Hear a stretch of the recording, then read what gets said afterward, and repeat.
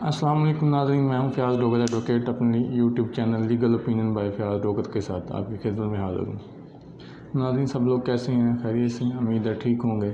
आज एक नया टॉपिक लेके आपकी खिदमत में हाज़िर हूँ। आज का हमारा टॉपिक है कि अगर कोई दौराने इल्तवा दावा कोई किसी प्रॉपर्टी का केस अदालत में चल रहा है और इस तरह इल्तवा के दौरान समात अगर उस प्रॉपर्टी का कोई सौदा हो जाता है, कोई बेच देता है प्रॉपर्टी किसी तीसरे आदमी को, तो उसकी क्या कानूनी हैसियत होगी, इस बारे में आज बात करेंगे।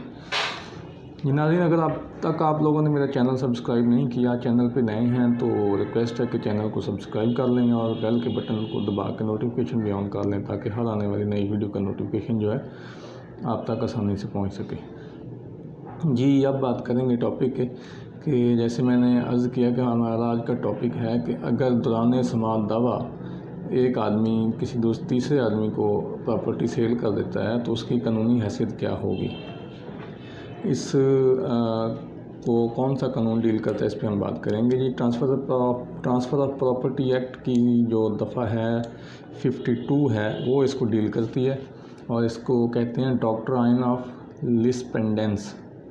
लिस का मतलब होता है सूट यानी दावा, पेंडेंस का मतलब है पेंडिंग सूट, यानी कि दौरान समात अगर कोई किसी प्रॉपर्टी का सूट पेंडिंग है और उस पेंडिंग सूट के दौरान अगर कोई प्रॉपर्टी की ट्रांजैक्शन हो जाती है, अगर ट्रांसफ़र हो जाती है, सेल कर देती है, तो उसकी कानूनी हैसियत क्या होगी, इस पे बात करेंगे। आजकल प्रॉपर्टी डीलर्स जो हैं वो बहुत एक्टिव हैं। हर दूसरा बंदा प्रॉपर्टी डीलर जो है प्रॉपर्टी का काम कर रहा है और इस प्रॉपर्टी डीलर जो है वो सादा लोगों के साथ बहुत सारे फ्रॉड भी करते हैं। और वो फ्रॉड इसी तरह के होते हैं कि मेरी फ़र्ज़ करें ए की ज़मीन है, उसने बी को सेल कर दी और उससे कुछ पैसे ले लिए एडवांस में, 10 लाख 20 लाख जितने भी तय हुए, बाकी को टाइम बन गया कितनी देर बाद जो है मैं प्रॉपर्टी आपके नाम ट्रांसफ़र करवा के तो आपको पैसे आपसे ले लूँगा। अब ए ने जो है मिली भगत से एक सी को तैयार किया, तीसरे बंदे को तैयार किया कि आप चुपके से मेरे ख़िलाफ़ ये दावा कर लें। अब वो दावा हो गया, दावे के दौरान जो है वो प्रॉपर्टी आप आगे ट्रांसफ़र हो नहीं सकती क्योंकि उसमें स्टे हो जाएगा, या स्टे ना भी हो तो फ़र्ज़ करें वो प्रॉपर्टी ट्रांसफ़र कर भी दे तो बाद में जब दावे का कोई फ़ैसला आए तो उसके ख़िलाफ़ उसके मुताबिक जो है वो हो सकता है वो सेल जो की हुई हो वो वाइड हो जाए, वो कालेदम करार हो जाए। अब दावा हो गया, ए जो है वो बी को कहेगा यार मेरे ख़िलाफ़ तो अब दावा हो गया है, तो कुछ साल 6 महीने 2 साल जो है उसकी प्रॉपर्टी के जो पैसे उसने एडवांस में लिए तो वो इस्तेमाल करेगा। इस्तेमाल करने के बाद साल 2 साल बाद कह देगा यही अब मेरे ख़िलाफ़ तो ये दावा हो गया, तो अब आप ऐसे करें, ये पैसे मुझसे वापस ले लें। तो पैसे वापस ले लें, प्रॉपर्टी का मैं आपको नहीं दे सकता क्योंकि अदालत में केस चल रहा है। या इस तरह करते हैं कि वो पैसे जो है वो कब्ज़ा भी ना दिया, पैसे भी ले लिए। अब वो जब तक केस का फ़ैसला नहीं होता वो ज़मीन खुद इस्तेमाल करते रहते हैं, जिसने एडवांस दिए होते हैं वो बेचारा रुल जाता है, उसके साथ ज़्यादती होती है। तो इस सूरत में ये ख़रीदार को चाहिए, जो ख़रीदार होता है उसको चाहिए कि आप जब प्रॉपर्टी ख़रीदने लगे हैं तो उसकी अच्छी तरह से छानबीन करें, क्या उस पर कोई सूट पेंडिंग तो नहीं है, कोई केस पेंडिंग तो नहीं है, फिर आप प्रॉपर्टी ख़रीदें फ्रॉड से बचने के लिए। जो लिस पेंडेंस का जो डॉक्ट्राइन है, जो असूल है, प्रिंसिपल है, वो अप्लाई होता है कि किसी स्पेसिफ़िक इशू पे जो है वो केस पेंडिंग होना चाहिए। स्पेसिफ़िक इशू क्या है कि टाइटल का कोई इशू हो, यानी कि ये एक मकान है, उसके 2 क्लेमेंट हैं, एक कहता है मेरा है, दूसरा कहता है मेरा है, अब दोनों के दरमियान केस चल रहा है। तो इस सूरत में जो है वो अगर प्रॉपर्टी ट्रांसफ़र के हो जाए तो उस पर लिस पेंडेंस की जो है वो प्रिंसिपल जो है असूल है वो अप्लाई होता है। ये नहीं कि किराएदार बैठा मकान में, उनका मालिक और किराएदार का झगड़ा चल रहा है आपस में, तो वो ट्रांसफ़र नहीं करवा सकता प्रॉपर्टी, इस पर लिस पेंडेंस जो सेक्शन 52 जो है वो अप्लाई नहीं होती। इसकी एक्सेप्शन भी दी है कानून में, इसकी जो है वो इस्तिस्ना भी है, दिया गया है कानून में। इस एक्सेप्शन जो है वो सेक्शन 42 है, सेक्शन 42 है ट्रांसफ़र ऑफ प्रॉपर्टी एक्ट का। उसमें सेक्शन 42 क्या कहता है कि अगर मिली भगत के साथ मालिक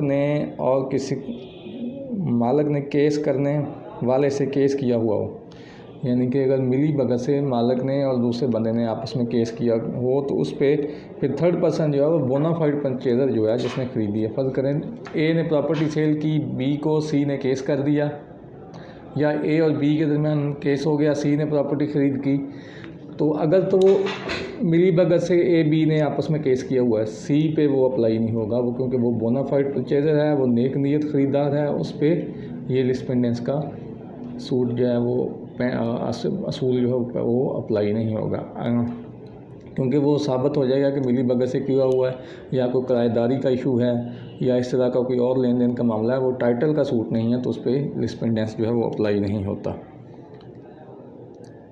मुकदमा जो राइट से मुतल्लिक़ होना चाहिए, फिर ही जो है वो लिस्ट पेंडेंस का जो प्रिंसिपल है वो अप्लाई होता है। किराएदार या इस तरह के और कोई लेन देन का मामला हो तो उस पर लिस्ट पेंडेंस अप्लाई नहीं होता। बहरहाल फिर भी ख़रीदार को ख़रीदने से पहले, रकबा ख़रीदने से पहले बहुत ज़्यादा मुहतात होना चाहिए, मुहतात रहना चाहिए, ताकि उसके साथ किसी किस्म का फ़्रॉड ना हो, क्योंकि आजकल प्रॉपर्टी डीलर्स जो हैं बहुत सारे फ़्रॉड करते हैं। फ़र्ज़ करें एक और नया ट्रेंड चल रहा है, ए ने ज़मीन सेल कर दी बी को, बी या प्रॉपर्टी डीलर है, उसने कॉलोनी बनानी है वहाँ पे, वो चाहता है कि ये जो है उसका टाइम फ़र्ज़ करें कॉन्ट्रैक्ट हो गया 2 साल का, 2 साल में जो है वो बी जो परचेज़र है उसने पैसे देने हैं मालिक को और अपने नाम मुंतकिल करवानी है। अब जो मुआहदा तहरीर किया लिखा, उसमें ये लिख लिया कि अगर कोई केस कोर्ट में कोई सूट पेंडिंग हुआ तो इस सूरत में जो है वो मालिक उसको क्लियर करवा के देने का पाबंद होगा। अब प्रॉपर्टी डीलर करते क्या हैं कि जब टाइम करीब आ गया ना तो किसी तीसरे बंदे को तैयार किया और उससे मालिक के ख़िलाफ़ केस करवा दिया। अब एक जवाज़ बन गया कि आपकी प्रॉपर्टी पे तो केस हो गया, हम आपको पैसे कैसे दें, आप पहले केस क्लियर करवाएं, केस क्लियर करवाएंगे तो ही हम आपको पैसे देंगे। तो इस सूरत में भी अगर तो वो केस है जो दावा जो सूट है वो राइट्स के मुतल्लिक़ है तो फिर तो लिस्ट पेंडेंस जो है वो अप्लाई होगी, अदरवाइज़ नहीं होगी। फ़र्ज़ करें बाज़ औक़ात तकसीम का दावा आ जाता है प्रॉपर्टी का, तो इस सूरत में भी स्टे अगर उसमें हो गया तो वो ट्रांजैक्शन नहीं होगी। ये सारा फ्रॉड जो है ये प्रॉपर्टी डीलर करते हैं, इससे आपको महतात होना चाहिए।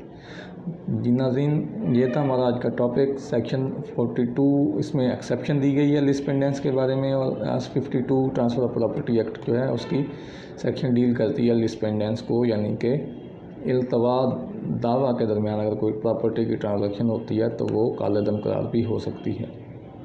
उम्मीद है आपको काफ़ी मालूमात मिल गई होगी। आखिर में एक दफ़ा फिर आपसे रिक्वेस्ट है कि चैनल को सब्सक्राइब करें, बेल का बटन दबा के नोटिफिकेशन ऑन कर लें ताकि हर नई वीडियो का नोटिफिकेशन आपको मिल सके।